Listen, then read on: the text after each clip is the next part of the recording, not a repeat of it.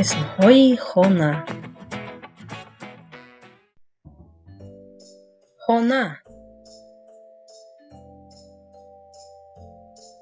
این خانه فروخته می شود.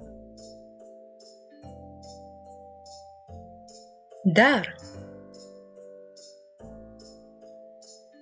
مرد در را می گشاید. تیرزه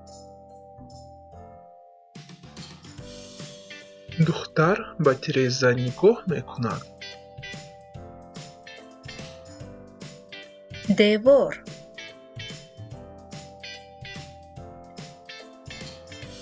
رنگزن دیوار را رنگ می کند. فرش فراش فرش را تازه می کند.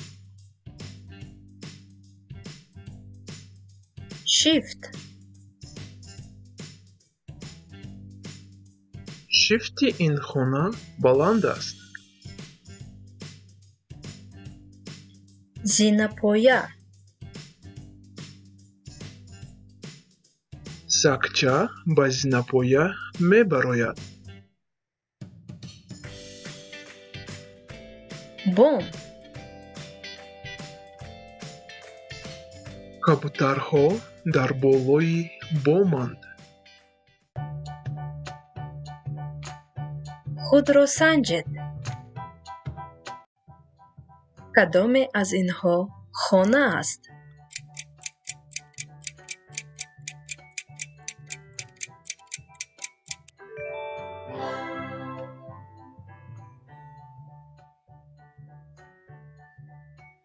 خانه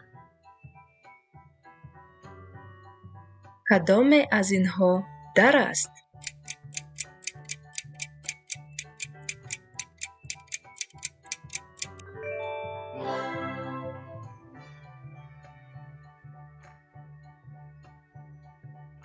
در کدام از اینها تیرزه است؟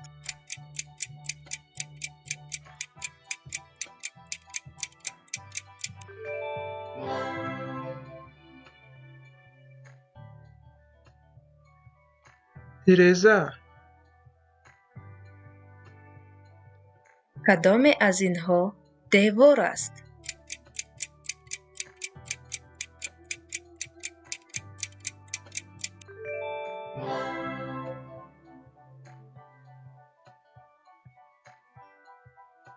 دیوار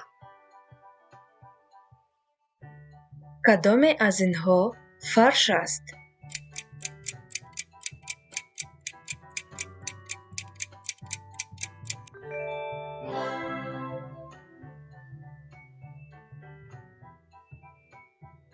فرش کدام از اینها شیفت است؟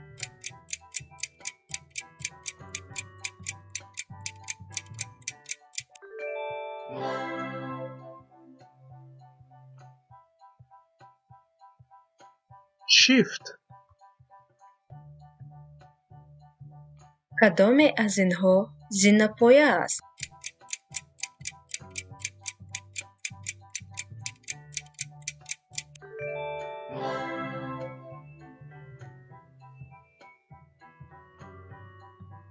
زینه‌پایه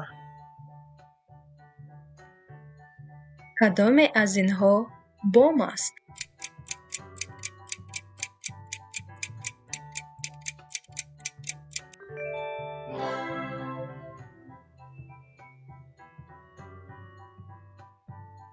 بام